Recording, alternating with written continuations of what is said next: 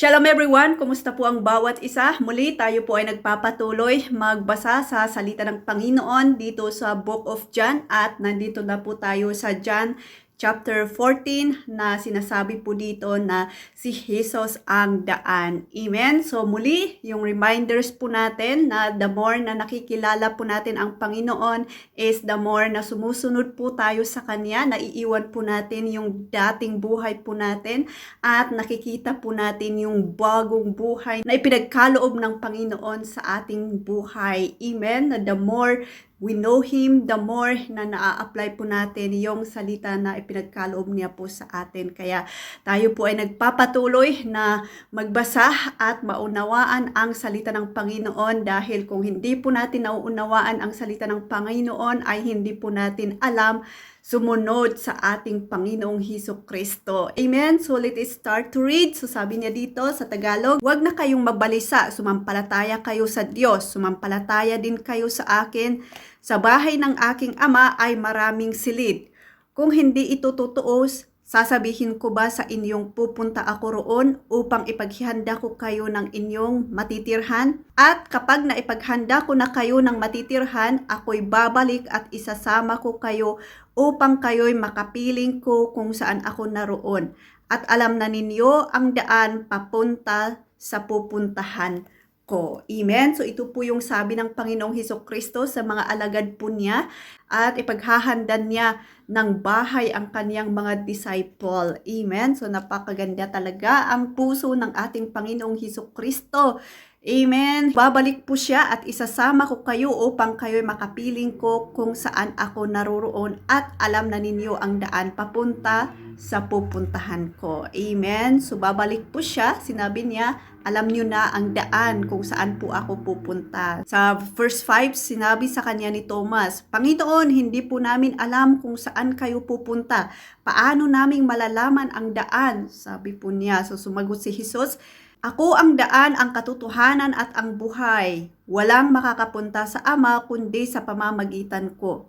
Kung ako'y kilala ninyo, kilala na rin ninyo ang aking Ama. Mula ngayon ay kilala na ninyo siya at inyong nang nakita. Amen? So ito po yung pinakasikat din na lagi po nating sinasabi na ang Panginoong Hesukristo ang siyang daan, ang katotohanan at ang buhay. Walang makakapunta sa Ama kundi sa pamamagitan niya. Amen? So ang Panginoong Hesukristo ay siya ay daan papunta sa Panginoong Ama. Kaya dapat nating kilalanin na siya ang daan talaga. No one is the way, only Jesus Christ na makakapunta po tayo kay Ama. Amen? So sa verse 8, sinabi sa kanya ni Felipe, Panginoon, ipakita po ninyo sa amin ang Ama at masisiyahan na kami.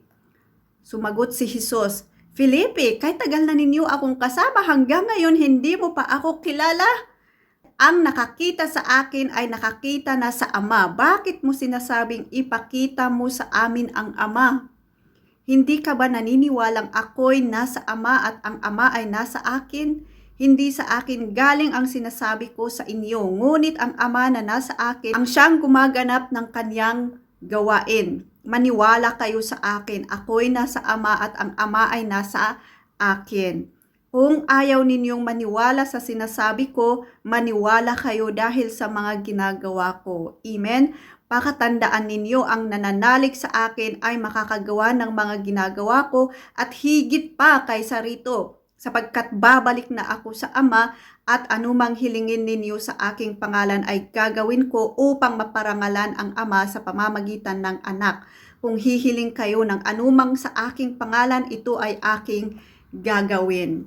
Amen. So matagal na po nilang kasama ang Panginoon pero hindi pa po nilang naiintindihan kung ano yung pinapakita ng Panginoong Hesukristo. Kaya natatanong po nila na, Panginoon, ipakita mo na sa amin yung Ama. So sabi ng Panginoon, kahit tagal mo nang kasama ako, hindi mo pa nakikita ang Ama, hindi mo pa nakikilala ang Ama. Kung nakikilala mo po ako bilang Diyos, nakikilala mo din ang Ama. Yun po yung gusto kong ipakita ng Panginoon. Amen? Kaya sabi niya dito na anumang hilingin ninyo sa aking pangalan ay gagawin ko upang maparangalan ang Ama sa pamamagitan ng Anak. Kung hihiling kayo ng anumang sa aking pangalan, ito ay aking gagawin. Amen? Kaya kapag tayo po ay nagpipray in the name of Jesus, Amen. We pray in the name of Jesus dahil sinabi niya kung hihiling po kayo sa pamamagitan ng aking pangalan ay gagawin ko po ito. Kaya lagi po nating binabanggit yung in the name of Jesus. Amen? Kaya lahat ng panalangin ay dadaan kay Panginoong Hesukristo. So I hope na naintindihan po natin yon at marami po siyang sinasabi sa kanyang mga disciples. So marami din po tayong matututunan. Sabi niya dito sa verse 15, ang pangako tungkol sa Espiritu. Ang Panginoong Hesukristo dito sa chapter 14 ay sinasabi na niya kung sino siya. Pinapangaral po niya kung sino siya sa mga disciple at kung ano yung mangyayari pagkatapos niyang mamatay. Kasi mamamatay po siya. Alam na po niya na malapit na po siyang mamatay. Kaya hinahanda po niya yung mga alagad. You see, hindi po nagkukulang ang Panginoon para turuan ang kanyang mga alagad at talagang ang Bible ay complete, hindi nagkukulang at labis-labis na it satisfies us. Amen? Tama ba yung English ko? So, sabi niya 15, kung iniibig ninyo ako, tutuparin ninyo ang aking mga itinuturo. Dadalangin ako sa Ama upang kayo ibigyan niya ng isa pang tagapagtanggol. Magiging kasama ninyong magpakailanman. Siya ang espiritu ng katotohanan na hindi matanggap ng sanlibutan sapagkat siya ay hindi nakikita ni nakikilala ng sanlibutan. Ngunit nakikilala ninyo siya sapagkat siya ay nasa inyo at siya ay mananatili sa inyo. Amen? So ito po yung promise ng Panginoon sa mga disciple niya na ang banal na espiritu ang siyang tagapagtanggol ninyo. Ngunit hindi po ito makikilala ng sanlibutan. Sabi po niya na siya ang espiritu ng katotohanan na hindi matatanggap ng sanlibutan sapagkat siya ay hindi nakikita, ngunit nakikilala ninyo siya sapagkat siya ay nasa inyo at siya ay mananatili po sa inyo, sabi po niya. So, hindi po matatanggap, totoo po, no? So, hindi po talaga matatanggap ng sanlibutan ang banal na espiritu kung hindi po nila makikilala ang Panginoong Hesukristo na Diyos. Pero yung mga disciple po niya, sinabi niya dahil tanggap po nila, nakilala po nila ang Panginoong Hesukristo ay siya na nga ay siya ay Panginoon, ay makikilala din po nila ang banal na espiritu at mananahan po sa kanila dahil kilala nila ang Panginoong Hesukristo na tagapagligtas at Diyos. Siya ay siya nga. Kung sino man ang umiibig sa Panginoong Hesukristo ay talagang sumusunod po siya kahit anong mangyari dahil ito po yung gusto ng Panginoong Hesukristo. Hindi ko kayo iiwang nangungulila, babalik ako sa inyo. Kaunting panahon na lamang at hindi na ako makikita ng mundong ito. Ngunit ako'y makikita ninyo sapagkat mabubuhay ako at mabubuhay rin kayo. Amen? So, ito po yung promise ng Panginoon. Kaya huwag po tayong mag-alala kung tayo po ay mamamatay. Kasi we believe na mabubuhay ulit po tayo. Or kung may mga pamilya po tayo na mamamatay na, we don't worry because we believe na makakasama din po natin yon pagdating ng last days or pagdating ng resurrection din po natin. Magkakasama po tayo soon. Panghawakan po natin yung salita ng Panginoon para hindi po tayong labis na malungkot. Ang tumanggap sa mga utos ko at tumutupad nito ang siyang umiibig sa akin. Ang umiibig sa akin ay iibigin ng aking Ama. Iibigin ko rin siya at ako'y lubusang magpapakilala sa kanya. Kung sino man po ang tumatanggap sa mga utos ko, siyang umiibig sa akin. Kanina, kung iniibig mo ako, follow my command, sabi po niya. Dito naman sa 21, kung sino man po ang tumatanggap sa mga utos ko at tumutupad nito ay umiibig sa akin. Ang umiibig sa akin ay iibigan ng aking Ama. Iibigin ko rin siya at ako'y lubusang magpapakilala sa kanya. Amen? So, lagi po niyang sinasali ang Ama sa kanyang mission. Kung sino man po ang umiibig sa aking Ama ay umiibig din sa akin. Kung sino man po ang umiibig sa akin ay iniibig din niya ang aking Ama at ako'y lubusang magpapakilala sa kanya. Amen? Napakaganda yung pagkakakilala ng Panginoon sa kanyang sarili. pati yung Ama, pinapakilala po niya at talagang hindi mawawala ang Ama at ang Panginoong Hesukristo at ang Banal na Espiritu. Amen? So tinanong ni Judas, hindi si Judas Iscariote. Hindi po ito hindi po si Judas Iscariote ito. Sinabi niya dito, so Panginoon, bakit po sa amin lamang kayo magpapakilala ng lubusan at hindi sa sanlibutan? Sumagot si Jesus, ang umiibig sa akin ay tumutupad ng aking salita. Iibigin siya ng aking Ama at kami tatahan at mananatili sa Kanya. Ang hindi tumutupad sa aking mga salita ay hindi umiibig sa akin. Ang salitang narinig ninyo ay hindi sa akin, kundi sa Ama na nagsugo sa akin. Amen? So ito po yung tinanong ng Judas na hindi po ito si Iscariote. Sabi niya, bakit kami lang ang makakakilala po sa inyo?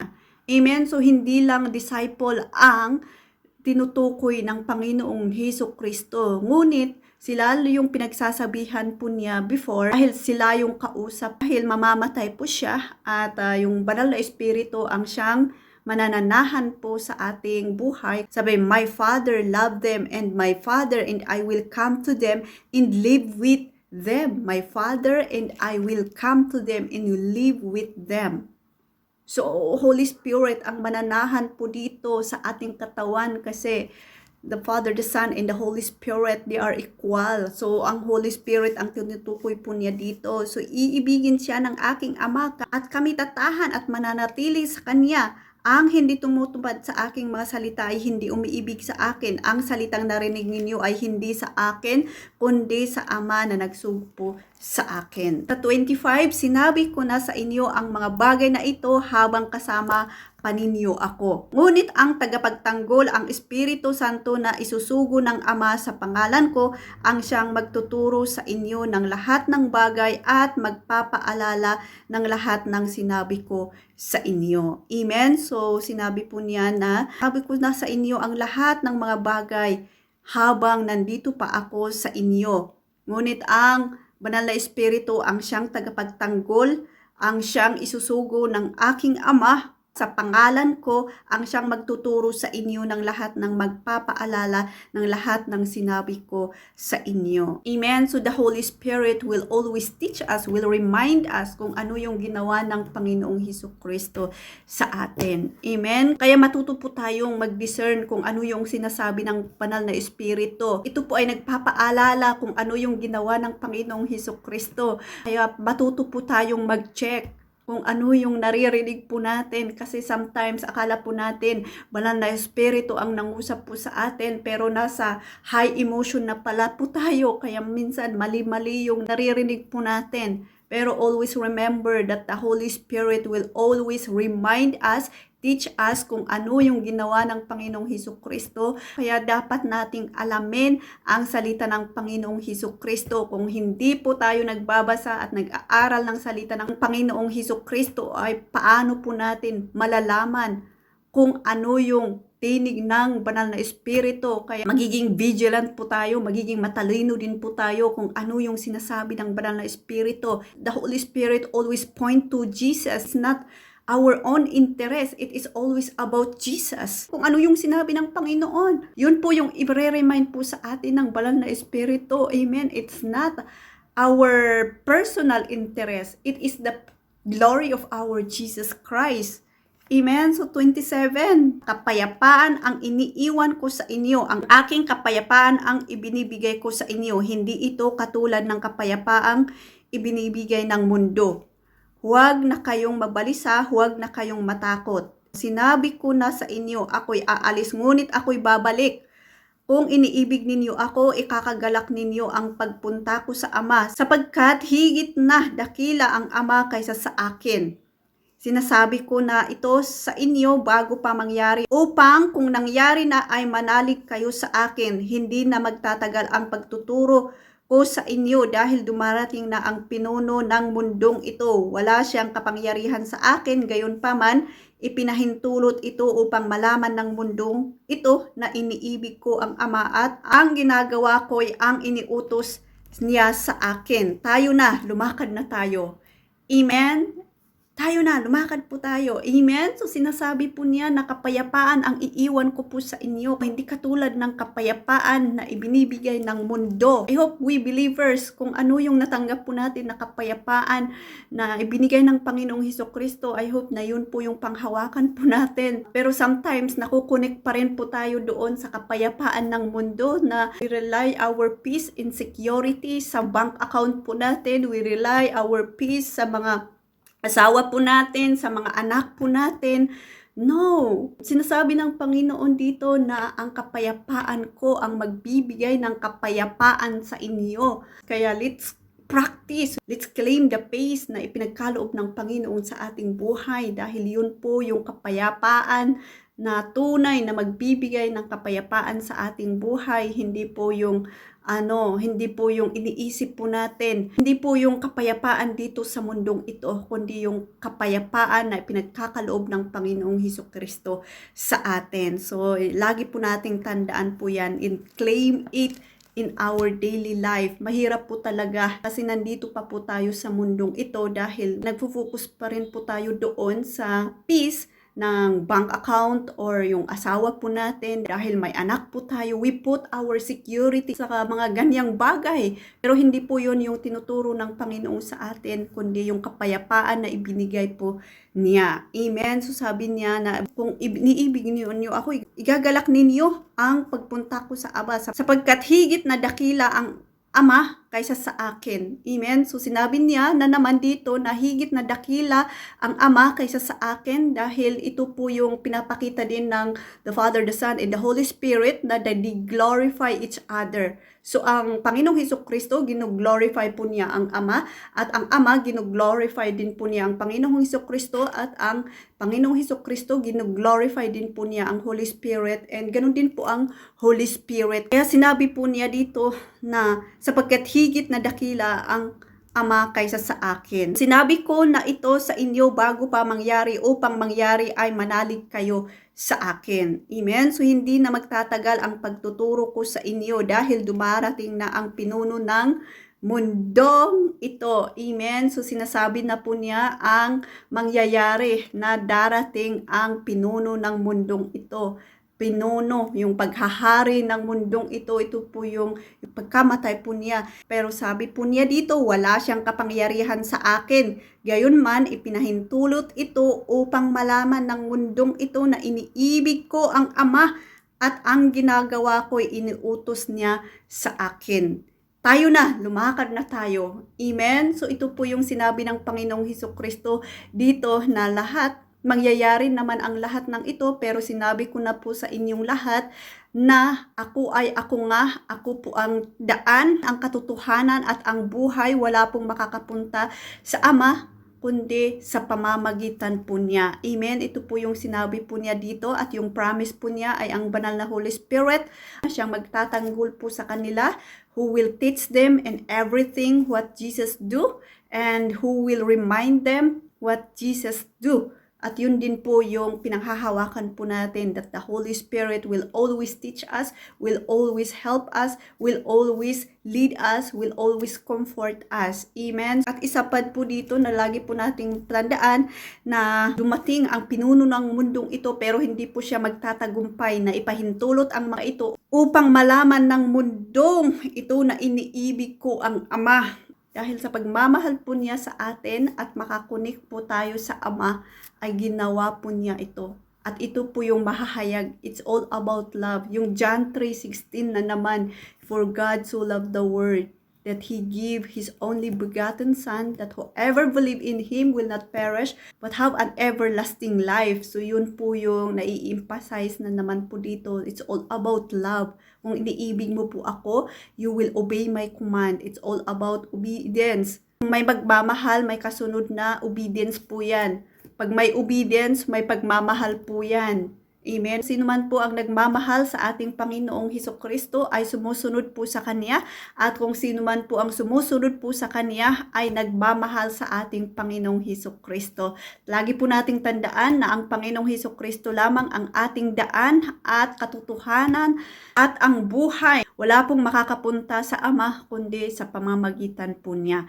Amen. So once again, lagi po tayong magpatuloy at lagi po nating saliksikin ang salita ng Panginoon, dahil ito po yung i-remind po sa atin ng banal na Espiritu, dahil ito po yung ginawa ng Panginoon sa atin. Once again, kung sino man po ang nagmamahal sa Panginoong Hesukristo ay siyang nag-o-obey sa salita ng Panginoon, at sino man po ang nag-o-obey sa salita ng Panginoon ay umiibig sa ating Panginoong Hesukristo, at iniibig din ang ating Ama, at iibigin din po siya ng Ama. Amen? So, yun. Napakaganda ang salita ng Panginoon, at patuloy po nating saliksikin ang salita ng Panginoon at ibigin po natin at sundin po natin sa pamamagitan ng banal na Espiritu. And so tara na, lumakad po tayo. Kung ikaw naman ay nabigyan ka ng kapayapaan, ay tara na, lumakad ka na sa kapayapaan. Hallelujah! Kung ikaw naman ay nabigyan ka ng kapatawaran, go in no more sin.